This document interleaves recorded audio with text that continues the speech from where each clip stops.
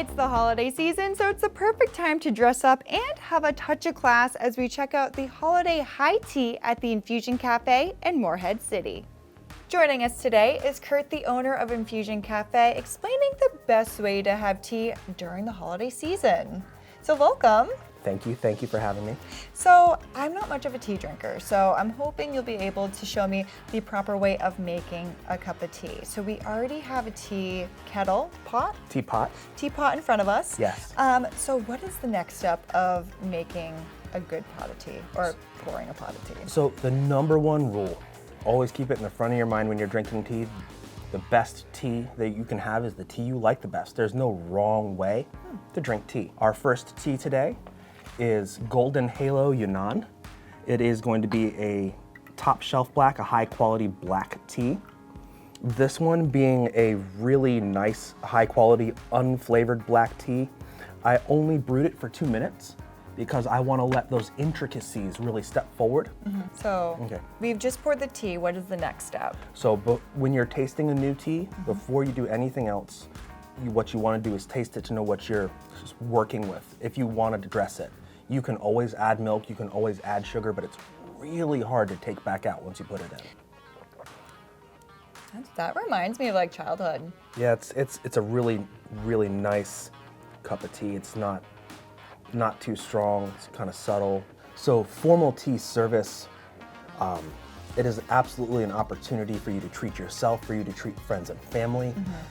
It's food that you would intentionally eat slowly. Yep. So you have that time to actually give your friends and family your undivided attention, spend that time together, and enjoy something that is going to be a step above food quality wise. So this is our second pot of tea. Yep. What are we sampling? So this one is going to be a bit more of an adventure. Okay. This one is personally my favorite tea, and it is wildly unusual to American tea culture. Oh. This is a traditional Russian tea Okay. by way of China. It's called Lapsang Souchong.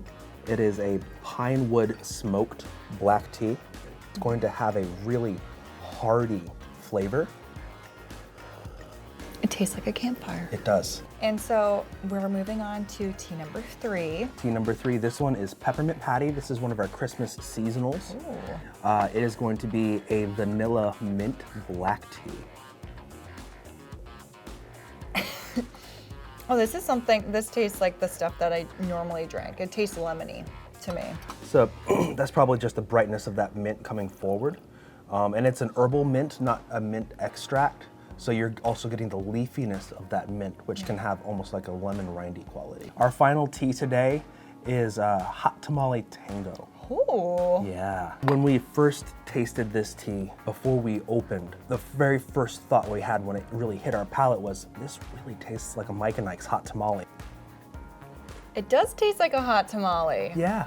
Wow. So if you're a candy fiend and you're trying to get away from the hot tamale candy, this might be your best substitute. So with the 4 teas that we tried, do you think you've got a favorite? The peppermint patty, I think, was definitely my top, and then the woody one. Kurt, thank you so much for having us today. Thank you so much for coming. And happy holidays, as this was a holiday themed segment.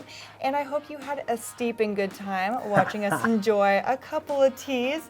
And make sure to come back to Hello E&C every week as we have a new event full discovering how to be part of the community.